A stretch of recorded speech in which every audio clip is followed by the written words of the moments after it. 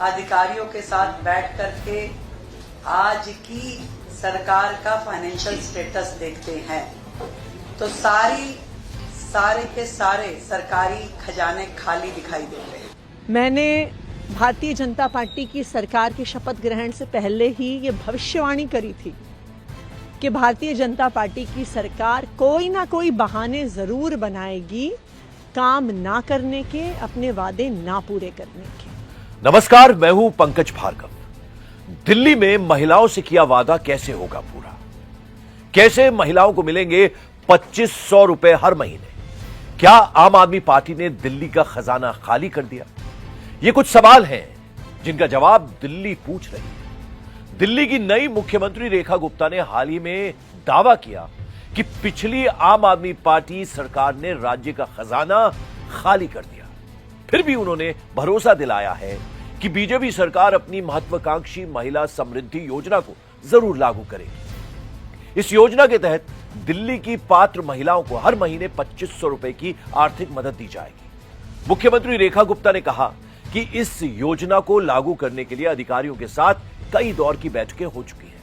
हालांकि उन्होंने ये बात भी मानी कि मौजूदा वित्तीय स्थिति चुनौतीपूर्ण है, फिर भी सरकार इस योजना को लागू करके ही रहेगी।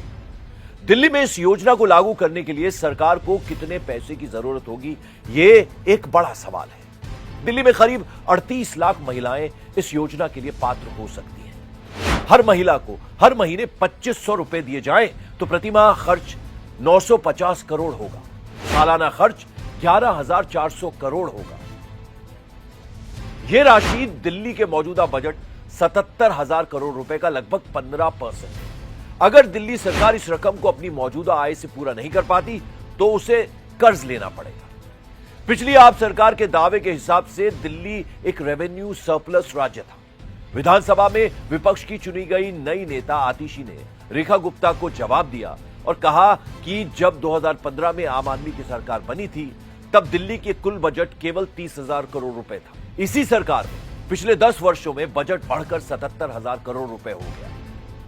आपने आरोप लगाया कि बीजेपी ने सरकार बनते ही वादे पूरे करने की जगह बहाने शुरू कर दिए हैं।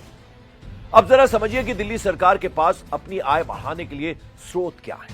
Tax collection, VAT, stamp duty और मोटर वाहन टैक्स जैसे राज्य टैक्स दिल्ली के आय का बड़ा हिस्सा है।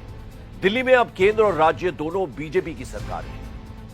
इसलिए डबल इंजन सरकार की वजह से सीएम रेखा गुप्ता को उम्मीद है कि उन्हें केंद्र से मदद मिलेगी।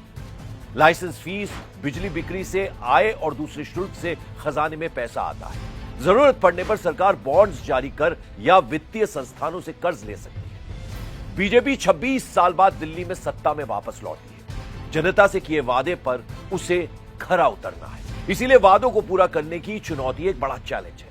महिला समृद्धि योजना महिलाओं के लिए आर्थिक सहायता का वादा है और बीजेपी की विश्वसनीयता की भी परीक्षा है।